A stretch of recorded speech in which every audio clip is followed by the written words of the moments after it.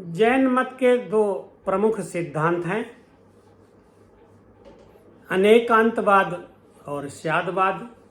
ये दोनों इस बात पर आधारित हैं कि जैन मत के अनुसार ये सृष्टि अनंत द्रव्यों से बनी है और प्रत्येक द्रव्य के अनंत धर्म होते हैं और हम अपने इंद्रिय मन की सहायता से प्राप्त होने वाले ज्ञान से, दृष्टि से हम इनके सभी धर्मों को, किसी भी एक द्रव्य के सभी धर्मों को नहीं देख सकते हैं और हम उसके कुछ धर्मों को, एक दो धर्मों को या कुछ और धर्मों को देख पाते हैं और उसी के आधार पर अपने वाक्य कहते हैं।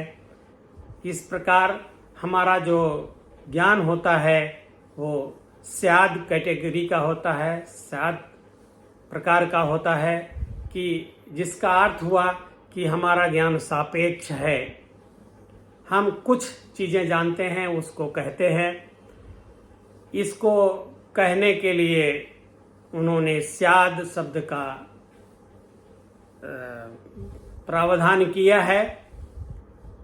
जब भी हम कोई कथन करें तो हमें कहना चाहिए कि ये स्याद ऐसा है। स्याद का अर्थ होता है कि सापेक्षतया ऐसा है, क्योंकि हमारी जो इंद्रियां हैं और मन है हमारे कार्मिक पुद्गलों के उत्पाद हैं और उसमें अपना सन्निहित बायस होता है। वो अपने ही रंग में रंगे होते हैं, हर चीज़ को अपने दृष्टि से, अपने तरीके से देखते हैं। और दूसरा कारण ये होता है कि जो द्रव्य है, वस्तु है, वो अनंत धर्मा है, उसके सभी धर्म हम नहीं देख पाते हैं और कुछ धर्मों को ही देख पाते हैं और उसी को कहते हैं। इसलिए हम ये नहीं कह सकते कि जितना हम कहते हैं उतना ही सही है, उसके सिवा और सही नहीं है। इस बात को अपने कथन में लाने के लिए जैन मत ने स्याद शब्द का प्रिस्क्राइब किया है, उसकी अवधारणा की है। इस प्रकार इसको स्यादवाद कहा जाता है। इस प्रकार के कथन को, इस प्रकार के ज्ञान को स्यादवाद कहा जाता है और इसी को सप्तभंगी न्याय कहा गया है। जब हम लोग न्याय वाक्य का प्रयोग करते हैं तब वो या तो विधेयक होता है, किसी बात को सही बताने के लिए होता है, या निषेधात्मक होता है, किसी बात का निषेध करने के लिए होता है। परंतु जैन मत में ये 7 नय हैं। कोई वस्तु किसी दृष्टि से है, किसी दृष्टि से नहीं भी है, उसके 7 नय इन्होंने बनाए हैं, जिसको सप्तभंगी नय बोलते हैं और इसी को स्यादवाद कहते हैं। यदि कोई व्यक्ति कहता है जो मैं कहता हूँ वो सही है, बाकी सब कुछ गलत है, तो वो उसकी दुर्नीति है। जो कहता हूँ वही सही है, ये दुर्नीति है। जो मैं कहता हूँ वो सही है, ये नय है, मतलब सही भी है लेकिन पूरा सही नहीं है। और जो मैं कहता हूँ स्यात सही है, इसका तात्पर्य हुआ कि मेरे अनुसार जैसा मैंने देखा उसके अनुसार ये बात सही है। इसको स्यादवाद कहते हैं। और जब हम स्यादवाद के अनुसार अपने विचारणा को, अपने वाक्य को कहते हैं तो ये धर्म और दर्शन के क्षेत्र में व्याप्त नाना प्रकार के जो झगड़े हैं, झंझट हैं, उनके निवारण का उपाय प्रस्तुत करता है। इसके लिए जो जैन धर्म में उदाहरण प्रस्तुत किया गया है कि कुछ अंधे मिल करके उन्होंने हाथी कैसी है ऐसा उन्होंने बताया। तो जिसने हाथी का पैर छुआ उसने बताया कि हाथी एक खंभे की तरह है। जिसने हाथी का कान छुआ उसने बताया कि हाथी सूप की तरह होता है। जिसने सूंड पकड़ा उसने कहा कि हाथी अजगर की तरह होता है। और जिसने हाथी की पूंछ पकड़ी उसने कहा कि हाथी रस्से की तरह होता है।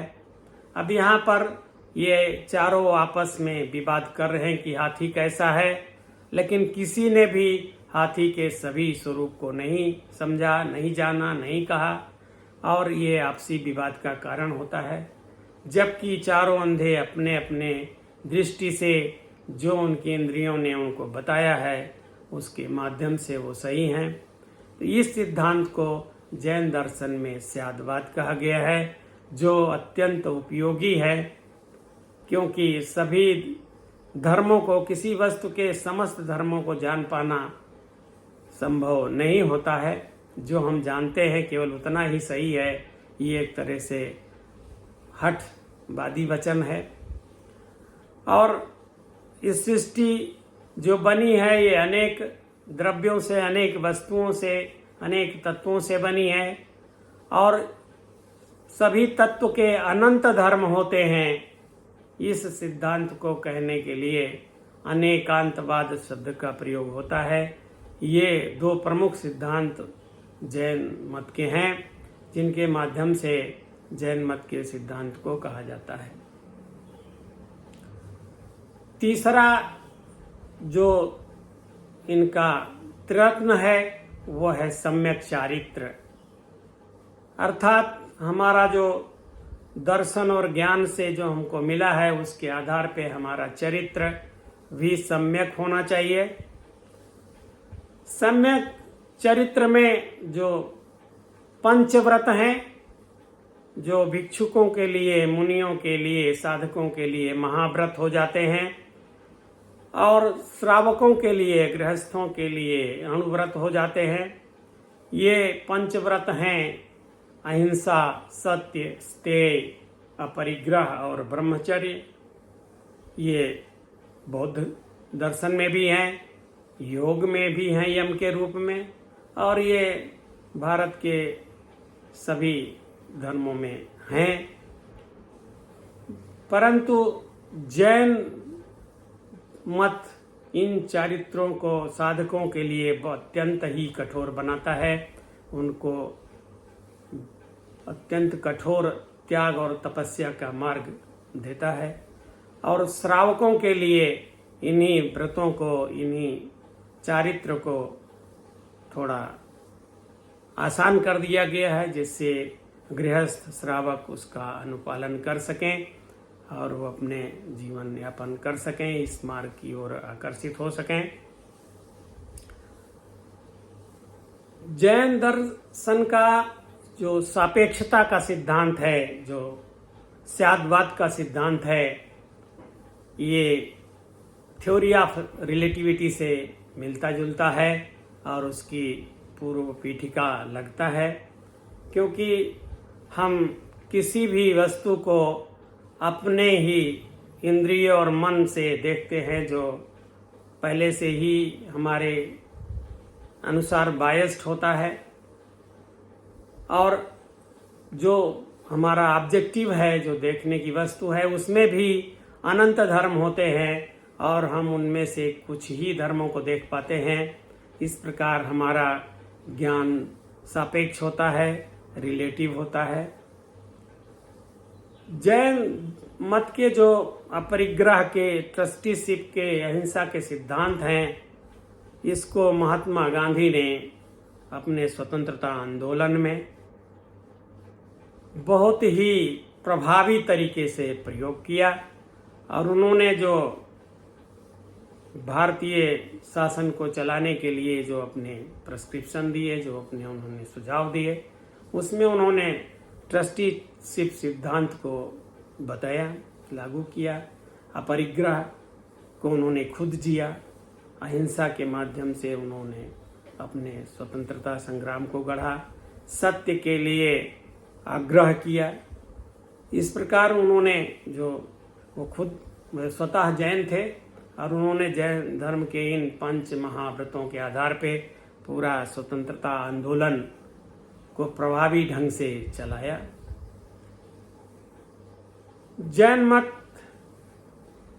का ट्रस्टीशिप सिद्धांत आज भी बहुत उपयोगी है। जैन मत में जैनों के लिए परिग्रह का जीवन प्रेस्क्राइब्ड है, उनके लिए बताया गया है।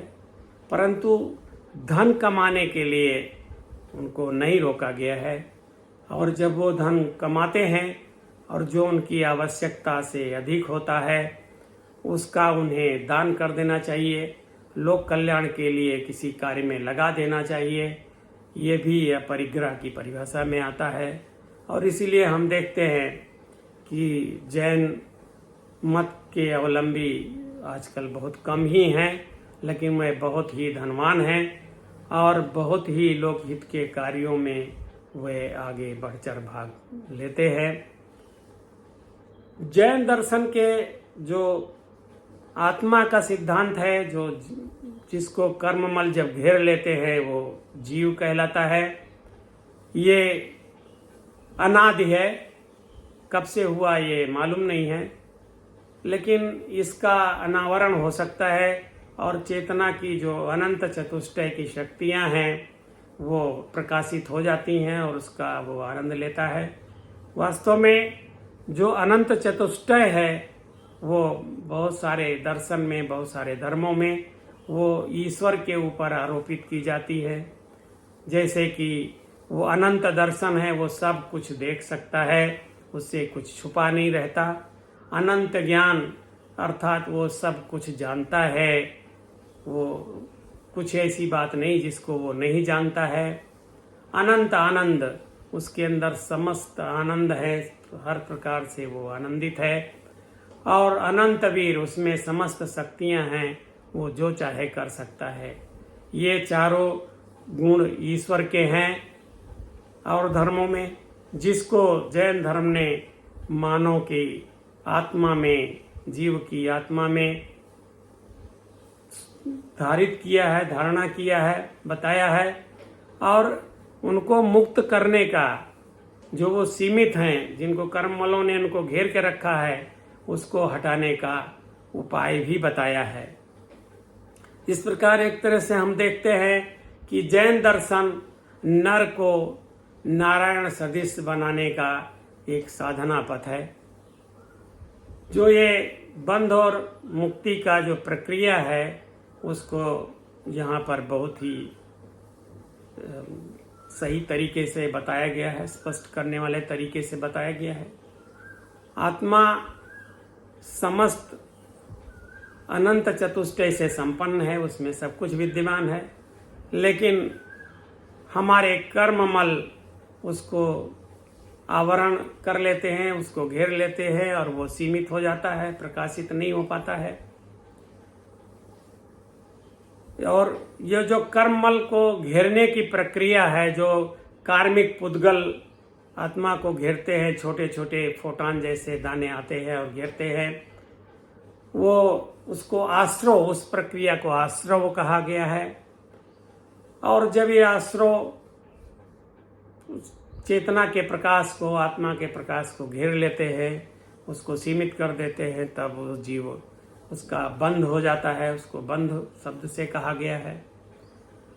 और मुक्त होने की प्रक्रिया के लिए ये आवश्यक है कि हम आश्रव को बंद करें। पहले जो कार्मिक पुद्गल का जमाव हो रहा है आत्मा पे, चेतना पे, उसको बंद किया जाए, जिसको इन्होंने संबर शब्द दिया है और उसके लिए अनेकानेक विस्तार से उपाय बताए हैं।